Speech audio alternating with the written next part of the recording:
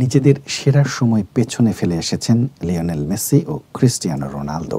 দুজনেই এখন ইউরোপের বাইরে খেলেন, কিন্তু বিগত ১.৫ দশকে তারা ফুটবলের ইতিহাস অনেকটাই বদলে দিয়েছেন। অনেকের মতেই মেসি রোনালদো দ্বৈরথ ফুটবল ইতিহাসের শ্রেষ্ঠ লড়াই। ফুটবলের সর্বকালের সেরা খেলোয়াড়ের বিতর্কেও তাদের নাম আলোচিত হয়েছে অনেকটা সময়। কিন্তু ২০২২ সালে কাতার বিশ্বকাপে আর্জেন্টিনাকে শিরোপা জেতানোর পর মেসি রোনালদোকে অনেকটাই পেছনে ফেলে দিয়েছেন।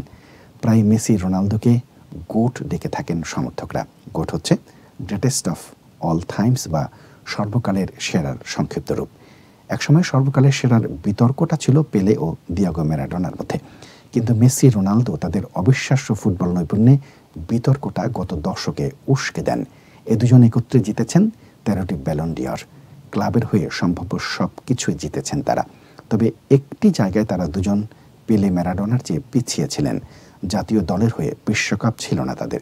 কিন্তু ২০২২ সালে কাতার বিশ্বকাপে আর্জেন্টিনাকে বিশ্বকাপ এনে দেন মেসি। সেই সঙ্গে মেসি রোনালদোর শ্রেষ্ঠত্বের দ্বৈরথেও সিলমোহর পড়ে যায়। মেসিকে রোনালদোর চেয়ে সেরা তো বটেই, সর্বকালের সেরা হিসেবেও মেনে নিয়েছেন বেশিরভাগ ফুটবল যোদ্ধা।